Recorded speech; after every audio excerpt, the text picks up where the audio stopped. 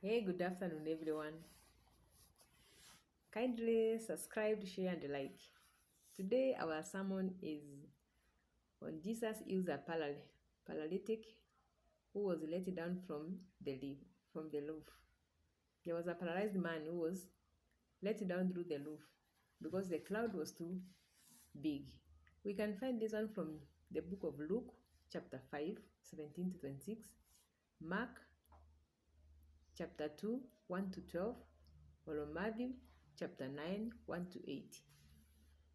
We know the time Jesus started preaching, teaching the people about the gospel, the gospel of the kingdom of heaven.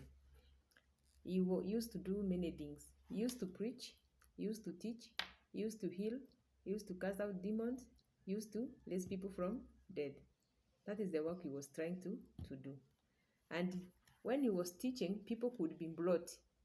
Those who were sick could be brought and he could heal them. Those who are demon possessed, he could drive out the demons from them. Those who have died, he could go and resurrect them, because he's the life and he's the one who resurrects from those who have died. This man, this time, the teaching was being done to the Pharisees and the teachers of the law, and they had come from the whole of Jerusalem, Judea, and Galilee. All the teachers of the law and the Pharisees, they were being taught by Jesus. And all of a sudden, because the crowd was everywhere was crowded, no one could even be able to penetrate inside. Now, there was somebody who was very sick and was laid on the mat. Now, because these people they just figured out how their man is going to get in touch with Jesus. They couldn't find a way. The only way they could find was to pass him through the roof. They managed to remove the tiles on the top of the house, and then to pass the man down to where Jesus was. The four men were carrying the paralyzed man on a bed, and they tried carrying him into the house where where Jesus was in just the way he was teaching. Because there was no way he carried them, they managed to remove the tiles and they get there to where he was.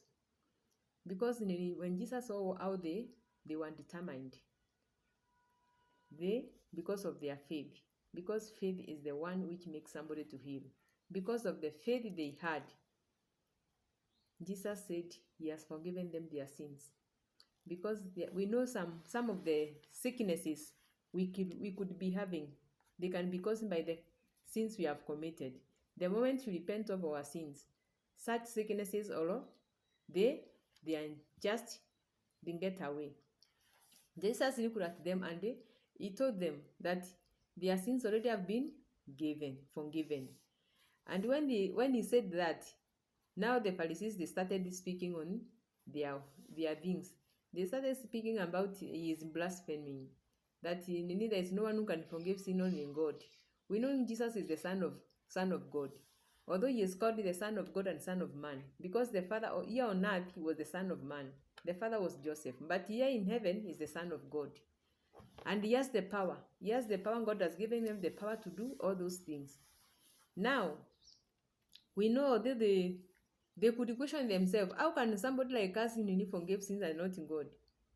Son of Man, Son of Man has authority to forgive sins, because Jesus was born through incantation of the Holy Spirit and the Virgin Mary. That's why he has the power to forgive sins, the power to do many things, the power to drive out even demons. He has the power. So when Jesus saw that those people their faith, he told the paralyzed man who was there, who passed through the roof, get up, pick up your bed and go home, because they had faith. The man immediately got up, he took his mat, he went home praising God. Everyone was filled with fear, and the crowd was so much. People started praising God because they have seen marvelous things they have never seen before. From that day, people learned there was need. People started even coming to him more and more because they knew if they had any issue, he's going to deal with it. He was there, he was confident of what he was doing. He had the power of God. The power, the supernatural powers, they used to work everywhere where he was. For those who have faith, the supernatural powers, they are working. The moment we have the power of God and the moment we speak the word of God, it is going to happen. That is how Jesus healed the people at that time. Jesus healed the people at that time.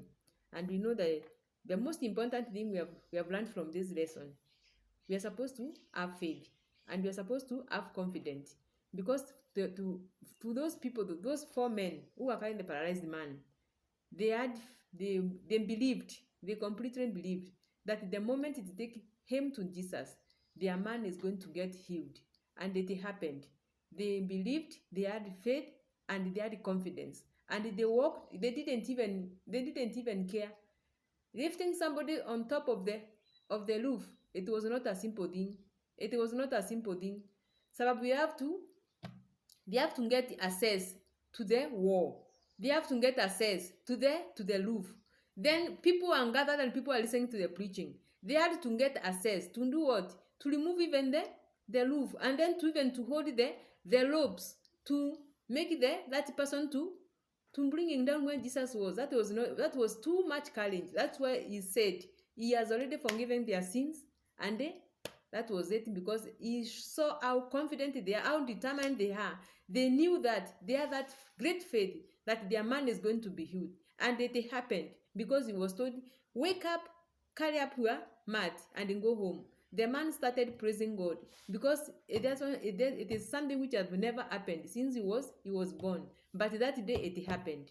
Now we are supposed always to trust in God. There's nothing which is impossible with God.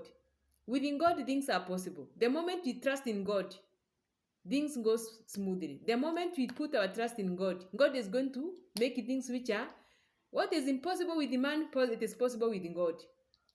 What we have been defeated, it is possible with God. And we are supposed to have faith. We leave everything to him. We are supposed to have faith.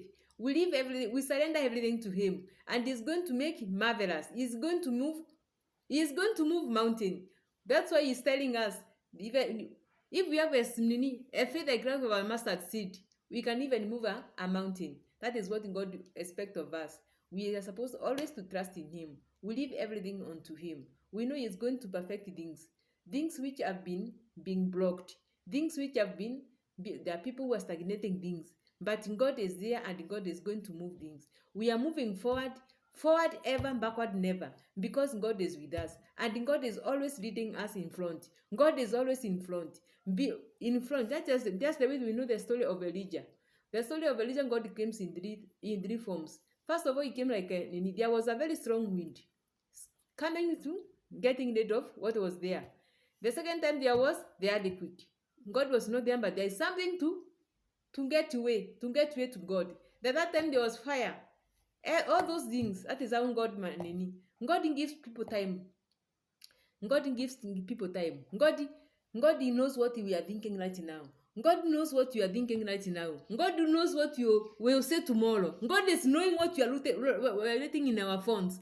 God knows what we are communicating with other people. There's nothing which can be hidden from God. There's nothing which can be hidden from God. So what we do, what we think, we are supposed to control our mind to the Almighty God. We are supposed to control our mind to Almighty God, because there's nothing which, even our thoughts are being judged. Our thoughts are being judged. We are supposed to be very careful. Whatever we communicate with others, we are supposed to be very careful. Whatever we speak, we are supposed to be very careful. Whatever we think, we are supposed to be very careful. What we have been studying in the Bible, we are not supposed to curse somebody, but you're supposed to bless somebody. If you want to be blessed, bless the other person. If you want blessings to come on your way, just start blessing somebody, but not cursing somebody. We know the story of Balak and Balaam. When he went to tell Balak to do what? To go and curse the children of Israel. But what happened? God told them to bless the children of Israel. And that is how it is. There are some things we are supposed not to do just the way we are being told by other people, but we are supposed to do just the way God wants us to do. This is God who is God speaks to people, and God knows what is in the mind of people. God knew what was in the mind of Balaam and Balak. God knew what was in the mind of Balaam and Balak. And God could talk, God could speak. God even could speak to a donkey, and the donkey could understand. Who is God? Who can joke with God? Nobody can joke with God. God is a respectable. He is our. We are supposed always to respect the God ways. What God is trying to communicate, God can communicate to anyone. God can send anyone. The moment you feel that God is communicating to you, it is better you obey what God is speaking to you. We are supposed to obey God. We are supposed to respect Him. We are supposed to honor Him. He is the Almighty God. Without Nini, God is the solving and is the supreme. There is no one who is senior than God. We are supposed to follow the ways of God because God is capable of anything. God is capable of anything. He is always slow in anger and is constant love. But in God gives somebody time. From God, God is not in hurry. He wants the children to return to Him. He gives us time to return to Him. That is what God wants us with us. Now we have learned our lesson on faith. The moment we believe and our faith is perfect. Not even great faith, our faith is perfect. God will perfect things on behalf of us. We leave everything to God. That is not our case. We believe and we trust in Him. That is all we are supposed to do. The rest we leave to the Almighty God. The moment God sees that we trust and believe in Him, God is going to make a way where there is no way. That is the God we serve. That was our sermon this time. Kindly subscribe, share, and like with friends. See you.